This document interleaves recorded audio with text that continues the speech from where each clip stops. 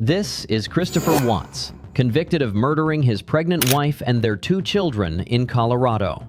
Shanann Watts was 15 weeks pregnant with their 3rd child when she and the 2 daughters didn't show up for a doctor's appointment. So her friend Nicole called police for a welfare check. Reportedly, Watts at first told authorities he had no idea where they were and even cooperated with the investigation, giving police permission to search his home.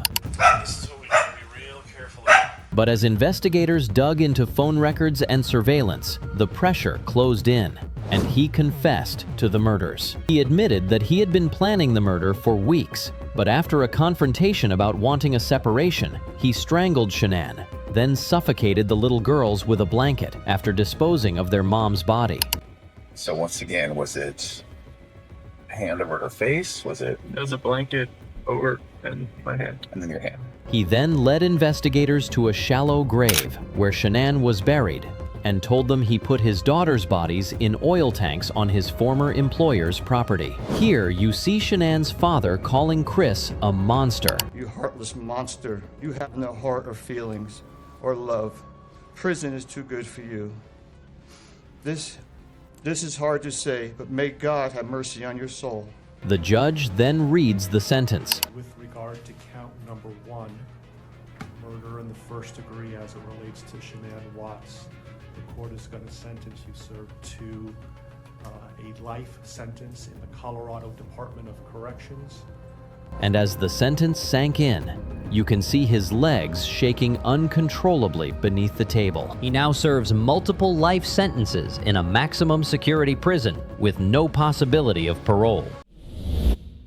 This is Timothy Bliefnick, convicted of murdering his estranged wife Becky when he was seeking to escape their divorce. Timothy had appeared on Family Feud, where he joked that his biggest mistake on his wedding night was saying, "I do." What's the biggest mistake you made at your wedding?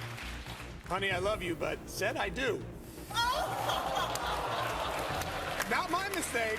Not my mistake. I love my wife. Shortly before Becky disappeared, a disturbing Google search history showed he had looked for how to make a homemade silencer. This phone shows searches for the following: how to open my door with the probe, how to make a homemade pistol silencer. Reportedly, Timothy bought bicycles under the fake name, rode to Becky's house, climbed to a 2nd-story window with a crowbar, broke in, and shot her 14 times. He pulled the trigger not once, not twice, not 3 times, but 14 times. Becky's father later discovered her body when she failed to pick up the children from school. I ran up the stairs, and since she supposedly was sick, I went to the bedroom to see if she was laying down.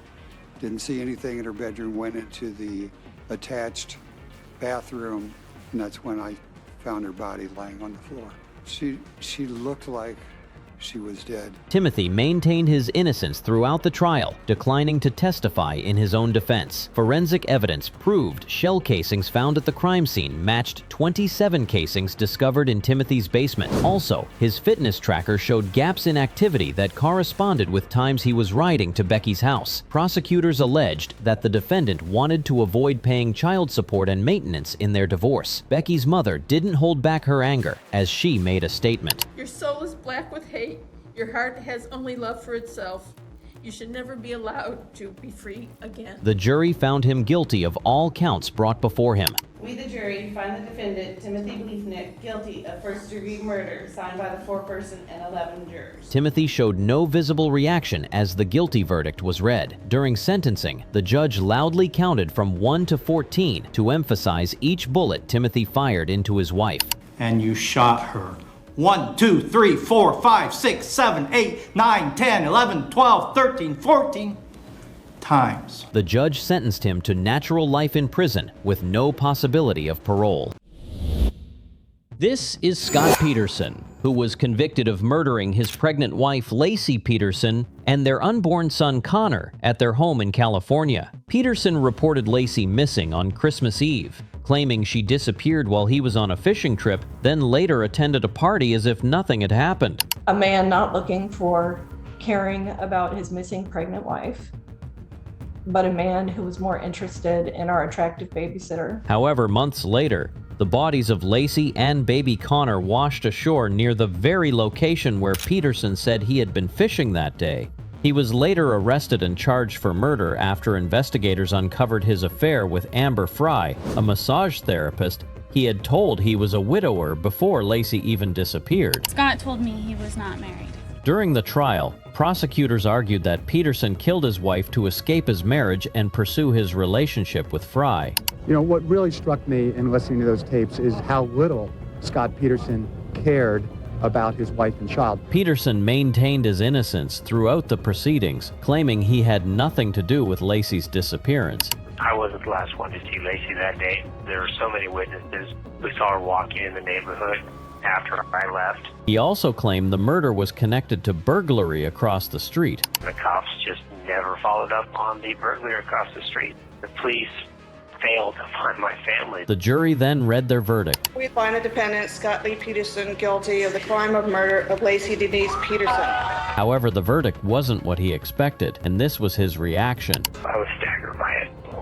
I had no idea it was coming. The judge sentenced Peterson to death. However, his death sentence was later overturned, and he was resentenced to life in prison without the possibility of parole. This is Jeffrey Ferguson, a former judge convicted of murdering his wife Cheryl Ferguson at their home in California after 27 years of marriage.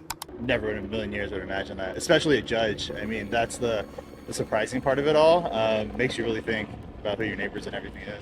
Reportedly, the two had been arguing about family finances and gratitude from Jeffrey's adult son from a prior marriage. The argument escalated at a Mexican restaurant where Jeffrey made a hand gesture mimicking a gun. It got so bad, at one point, the defendant in anger made a fake gun motion as if he was shooting her. At their home later that evening, the couple continued watching a movie with their son Philip when the argument resumed. Cheryl challenged her husband to point a real gun at her, and Jeffrey pulled his Glock from his ankle holster and shot her. Immediately after the shooting, Philip tackled him to wrestle the gun away and performed CPR on his mother as he called 911. Do you know of her?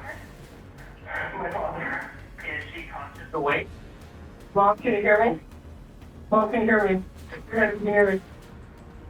I don't think so. After his arrest, Jeffrey made a short confession. I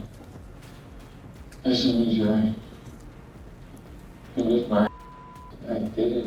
Video footage showed investigators carrying rifles and boxes labeled armor from the home. Throughout the trial, Jeffrey maintained that it was an accident, claiming he fumbled the gun and it discharged unintentionally due to an injured shoulder. The evidence is also going to show, without question, that it was an accident. However, prosecutors presented evidence including his extensive firearms training as a judge and former prosecutor, and his blood alcohol level of .17. The jury then read their verdict.